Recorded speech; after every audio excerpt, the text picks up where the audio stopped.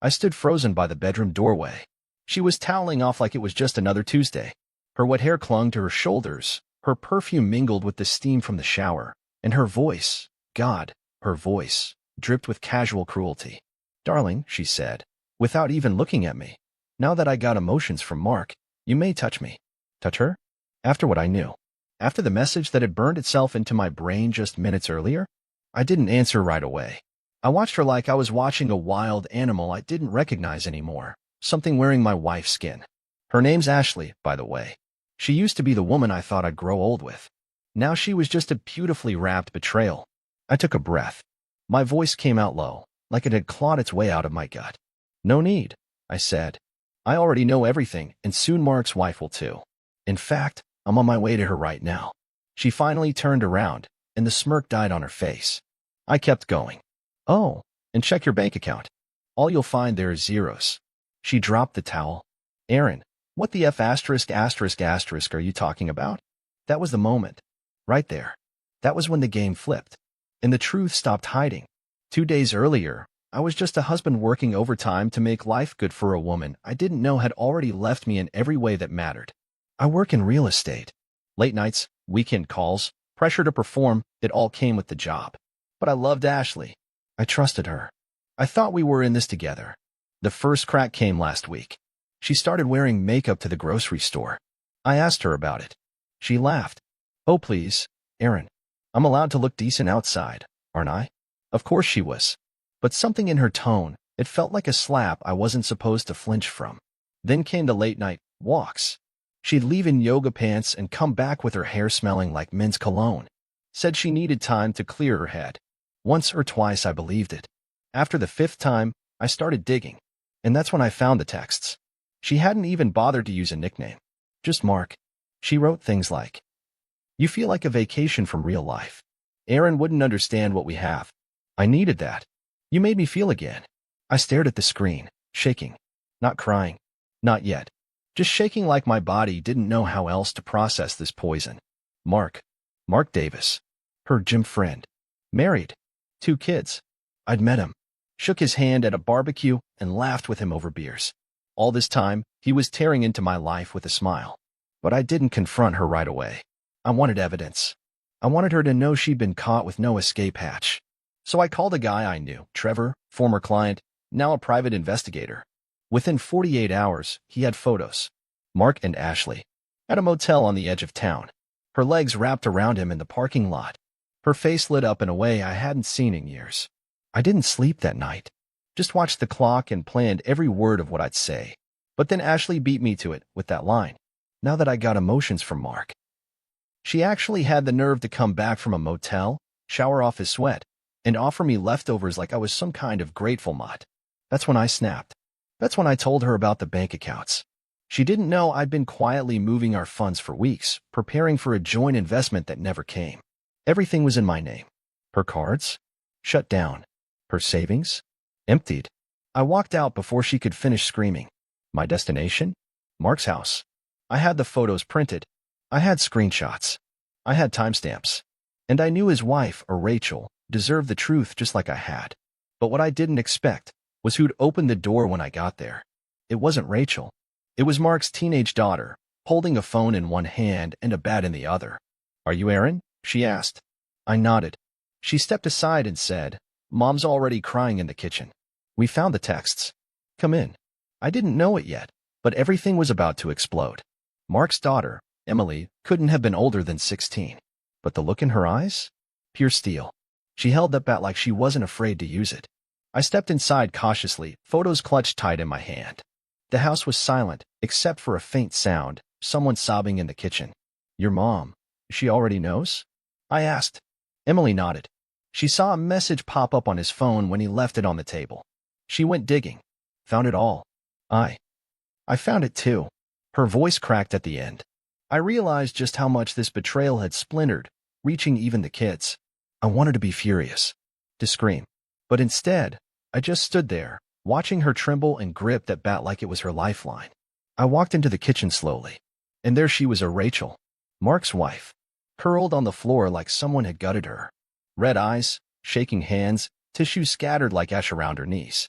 When she looked up at me, there was recognition. Pain. Aaron, she whispered. I nodded, then knelt and gently set the printed photos on the floor between us. The motel. The texts. The timestamps. I didn't know you already found out, I said quietly.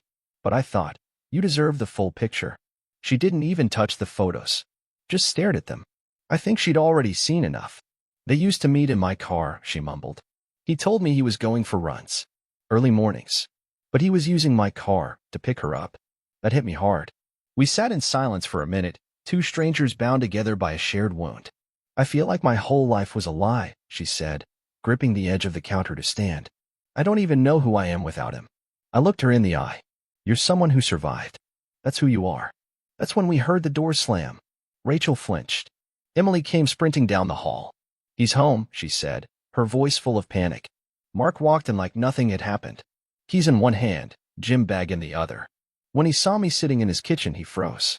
Aaron, he said, like he'd just run into me at a gas station. I stood slowly. Hey, Mark.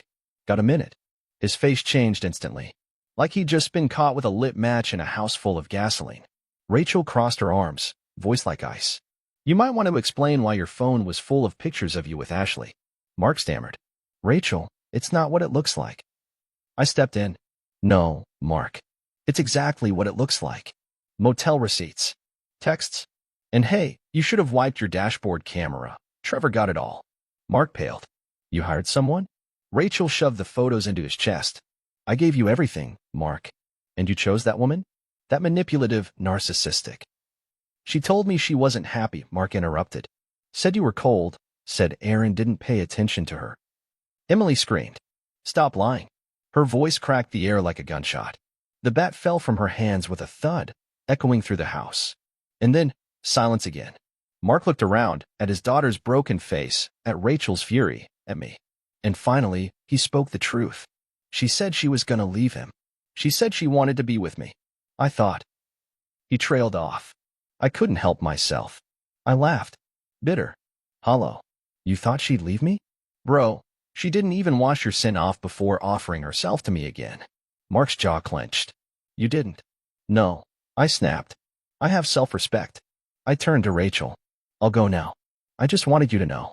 She nodded. Thank you. As I stepped out the door, Emily picked up the bat again. Not in anger. In protection. I realized then Ashley's betrayal didn't just destroy our marriage. It lit a fuse I couldn't put out. And the explosion was only just beginning. I didn't go home that night. I couldn't. The thought of walking into that house, into that bed where she probably replayed every memory of him while lying next to me, made my skin crawl. Instead, I drove. No destination, just motion. Trying to outrun the images burning through my brain. Ashley, moaning into her phone at 2 a.m. Ashley, smiling a little too wide whenever Mark's name came up. Ashley, coming home, freshly rinsed, and offering herself to me like she was doing me a favor, now that I got emotions from Mark. Her words played on a loop, like a sadistic little jingle. I gripped the steering wheel tighter, knuckles white. My phone buzzed for the 50th time. Her name. Ignored. I pulled into an empty parking lot by the lake. Just sat there. No music. No noise.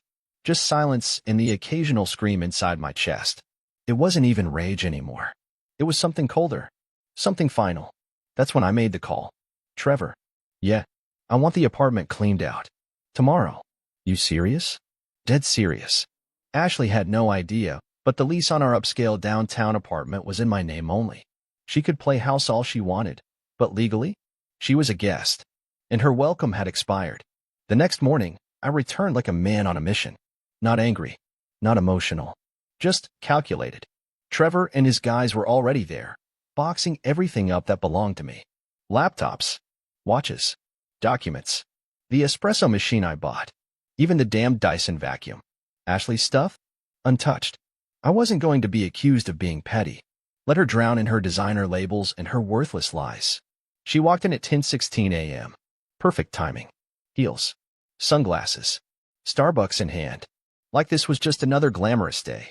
Then she saw me. Her smirk flickered. Oh, you're home. Nope, I replied. Just passing through. She glanced around at the boxes. What the hell is this? This, I said calmly, is me leaving. Ashley's eyes narrowed. Is this supposed to scare me? No. This is supposed to free me. She threw her coffee into the sink, hard enough to crack the ceramic. You're being dramatic, she hissed. Really? Says the woman who used my money to buy lingerie for a man who still lives with his kids. Her face flushed. That's none of your business. I cut her off. It became my business when you turned our marriage into a damn circus.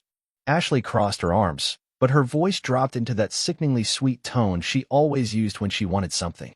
I mean, do you really want to throw away everything over one mistake? I blinked. One mistake. She nodded, stepping closer, gently placing her hand on my chest. I let her. She smiled. We can fix this. Let's go to therapy or... Check your bank account, I said. The smile vanished. What? I leaned in close, whispering in her ear like a final prayer. You lied. You cheated. You mocked me in my own home. So no, there's no therapy. There's no fixing. There's just consequences. She pushed me. Hard. You arrogant piece of SH. I grabbed her wrist. Not violently. Just enough to make her look at me. Save it. Mark's wife already knows. Your little fairy tale's collapsing. Her mouth opened. Closed. She didn't know what to say. For once, Ashley had no script. I left with my boxes. My dignity. My spine. Later that afternoon, I got a text. Ashley, you think you're winning, but you're nothing without me. You'll be begging me back in a month. I didn't reply, but I did take a screenshot. Because someday, when I'm finally whole again, I'll look back at that message and laugh. Because that wasn't love. That was war. And I was finally done surrendering. By the time I left the apartment, Ashley had probably torn the place apart. Knowing her, she would have stormed into the closet, thrown shoes, screamed at the mirror, maybe even called Mark to cry on his shoulder like she was the victim. Classic Ashley. A woman who could burn the house down and ask you why the fire hurt her feelings. I parked at a friend's place, Tyler, a guy I hadn't seen in months but who didn't ask questions. I told him everything, eventually. After a few beers and a long silence, he shook his head and said, Man, she's toxic. A black hole in lipstick. Couldn't argue with that. I thought maybe after the blow-up, after exposing everything to Mark's wife, after emptying the joint accounts and making my exit, Ashley would simmer down. I was wrong. At exactly 8:03 a.m. the next morning, I got a call from my bank. She tried to access the shared emergency fund, the one I had already cleared out the day before. I answered the call on speaker. Yes, I told the rep. That account was closed. She no longer has access. I hung up and waited. 10 minutes later, my phone lit up like a Christmas tree. Ashley, 12 texts. What the hell is going on? Where is the money? I needed that to pay rent. You're being abusive. Do you think this makes you a man? I will call the police. Answer me. Don't ignore me, Aaron. I need to pay bills. This is financial control. You're sick. I hate you. You'll regret this. I stared at those messages like they were comedy sketches. Rent? I paid the last 4 months myself. Bills? She had a credit card I covered because her freelancing career mostly consisted of taking selfies and pretending she was working. What really killed me was how fast her tone switched from angry to manipulative to victim mode. She was trying every weapon she had left, but none of them worked anymore. Because I knew who she really was now. Around noon, I got a call I didn't expect. Rachel. Hey, she said softly. I know it's weird hearing from me, but I just wanted to thank you. I leaned against the wall. You don't need to. I hated being the messenger. Still, she said, I think I would have gone on pretending. Living in a lie. You broke the illusion. We talked for a few minutes. Nothing heavy. Just two people who'd both been burned by the same fire. Before she hung up, she paused and said, If you ever want to grab coffee, not as a date, just as two people who know what betrayal tastes like. I'd be okay with that. It was the first decent moment I'd had in days. Later that evening, I pulled into the parking lot of the gym. Not to work out, just to watch. And there she was. Ashley. She was sitting in Mark's car. Crying. Screaming into the dashboard. I couldn't hear the words, but I knew the fight. The look on Mark's face said it all, pure regret. I don't know if she told him I emptied the accounts. Maybe he finally realized she'd never leave a mess without trying to drag someone down with her. Either way, he was done. He shoved the door open, got out, and walked away without even looking back. Ashley chased him for a second, then stopped, dropped to the ground, covered her face. I stayed in my car. No gloating, no satisfaction, just peace. For the first time in months. When I got home, my new place, my new keys, my clean slate, I sat down, poured a drink, and checked my phone one last time. One final message from her. Ashley, I hope you're happy. You've ruined everything. I didn't reply. I turned off my phone, leaned back, and smiled to myself. No, Ashley, I whispered. You did that all by yourself. The next few days felt like that odd calm after a hurricane. Everything's still standing, but it's all shifted. Quiet, unfamiliar, but peaceful in a weird way. I had no calls from Ashley for 24 hours. No texts. No emails. Not even a "you'll regret this" voicemail. At first, it felt like a trap. Like she was building up to some explosive finale. I was right. It came on a Tuesday. I had just finished unpacking the last box at my new place, a modest condo far away from the poison walls of our old life. I was finally hanging up a framed photo of my dad and me at a fishing trip when someone started pounding on the front door like it owed them money. I peeked through the peephole. Mark. Looking like hell. Eyes bloodshot. Jaw twitching. Hair matted like he hadn't slept in days. I opened the door slowly, ready for anything. He shoved past me. She's insane, he shouted, pacing the living room like a man on the edge. I shut the door behind him, arms crossed. You don't say. She told my wife we were getting married. She showed her a ring, man. I blinked. A ring. He nodded. Said I gave it to her. Rachel lost her mind. She threw all my clothes in the yard and called her dad. I'm staying at a motel. I almost felt bad. Almost. I didn't give her a ring, Aaron. I swear on my kids. She bought that herself. Told Rachel some twisted story that I proposed and we were gonna run away together. I sat down, watching this guy unravel on my new couch. You really had no idea what she was capable of? He stopped pacing, looked at me like he was seeing me for the first time. No, he said. I thought she was just exciting. You know? Something different. You mean reckless. Unstable. Addicted to drama. He didn't answer. I lost everything, he muttered after a beat. My wife. My kids. My job. HR found out about the affair. I'm on indefinite leave. I leaned forward. And for what? Some stolen hotel room feelings and a woman who treats loyalty like a joke. Mark shook his head, face crumbling. She said she loved me. I couldn't help it. I laughed. Loud. Harsh. She loved you? Mark, she came home from you, dripping with guilt, and told me I could touch her because she already got her emotions from you. That's not love. That's sociopathy wrapped in lingerie. He sat down, buried his face in his hands. She's been texting me nonstop, he groaned, threatening to tell my boss more lies. Saying if I don't take her back, she'll do something crazy. She won't, I said. She just needs an audience. Don't give her one. But I knew Ashley. If she felt cornered, she wouldn't just roll over. She'd claw. Scream. Light the room on fire if it meant people looked at her. And she wasn't done yet. Not even close.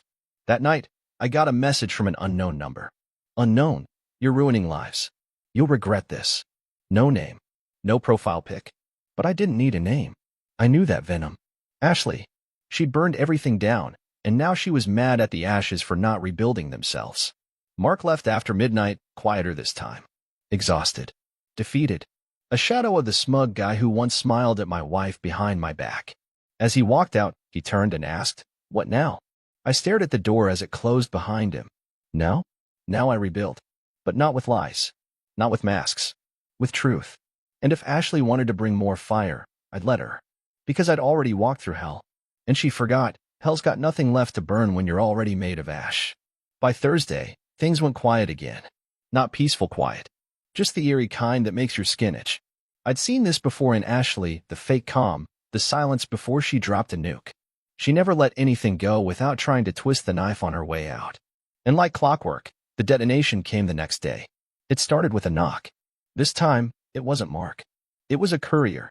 He handed me an envelope, asked me to sign, and then jogged back to his van like he'd just passed me a live grenade. I opened it with a knot in my stomach. Inside was a letter. From Ashley's lawyer. She was filing for spousal support. I read it 3 times. Just to be sure. Spousal support.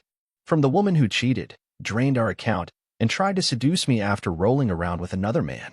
I couldn't help it. I laughed out loud, a wild, exhausted, you can't make this up kind of laugh. The kind that comes out when your soul gives up trying to reason with insanity. I called my attorney, Samantha. She's fierce, sharp, and doesn't take crap from anyone, especially not walking disasters like Ashley. She's actually filing for alimony? I asked. Samantha didn't even blink. We expected this. She cheated. She'll claim emotional distress. She'll cry in court. She'll twist timelines and fake therapy receipts. But we've got texts, pictures, bank records, surveillance footage.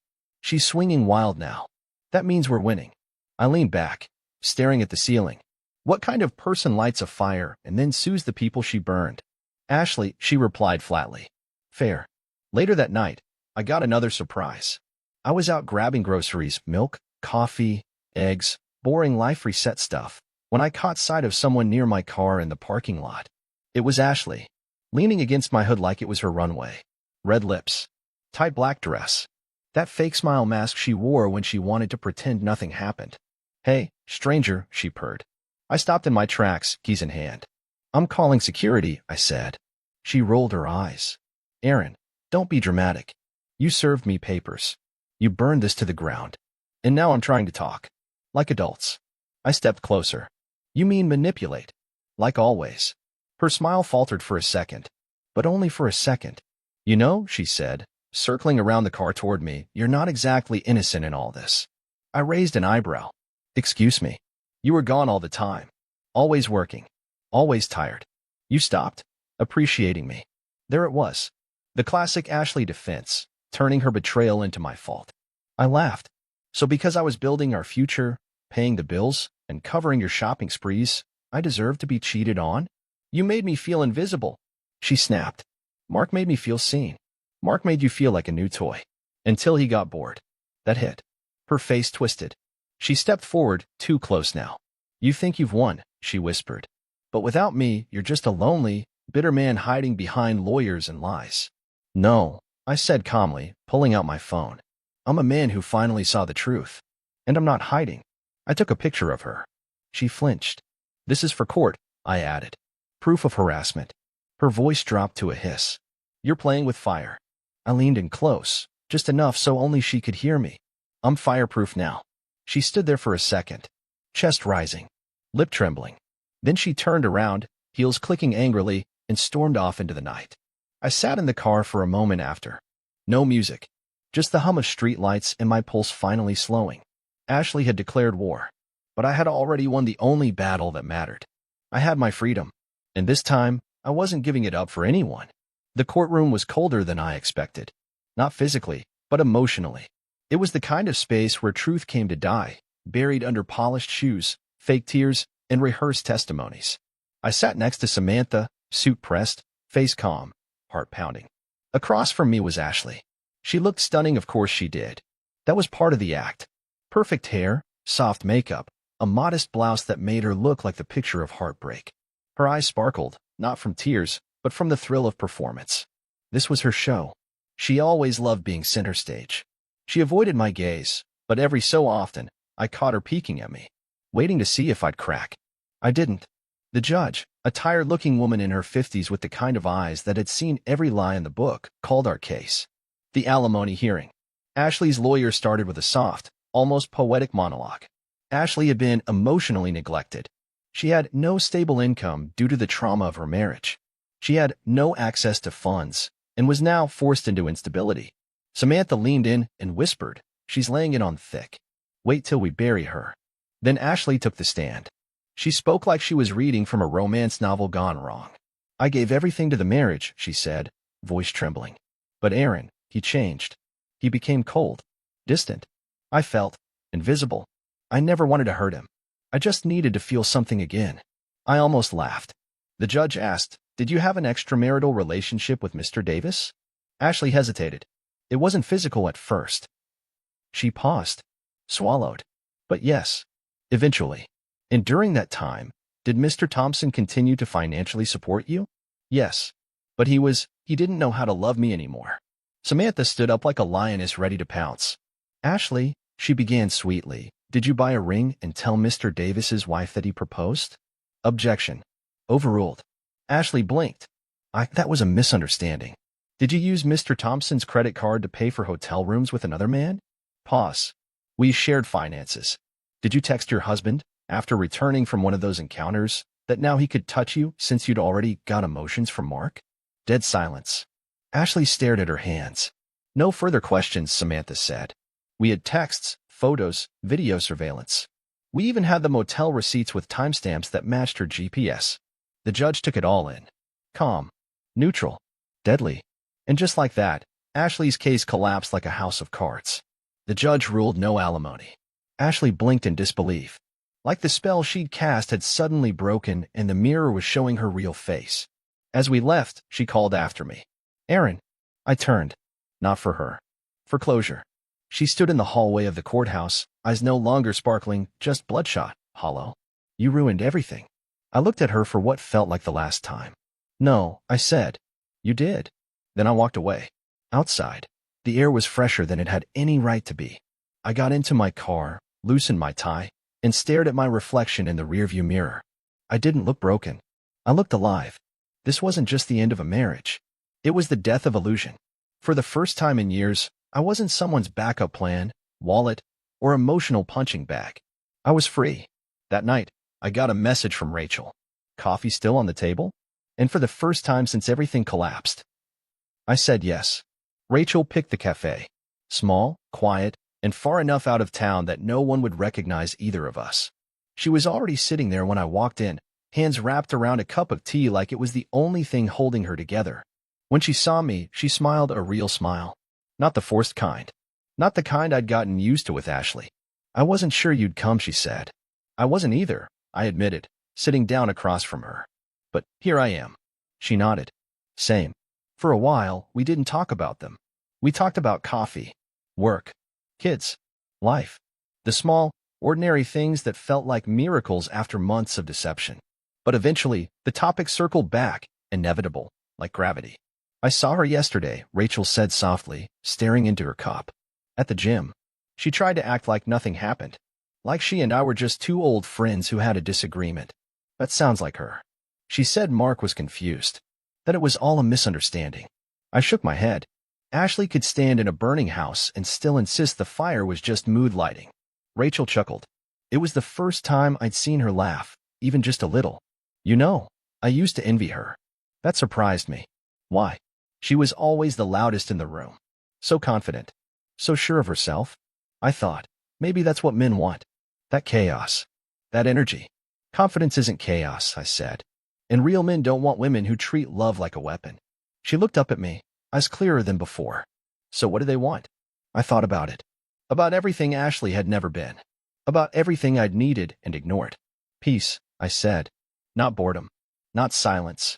Just peace. A place to land when the world gets loud. She looked at me for a long time after that. We stayed at the cafe until it closed. Then we stood by our cars under the dim parking lot light. Not close. Not flirty.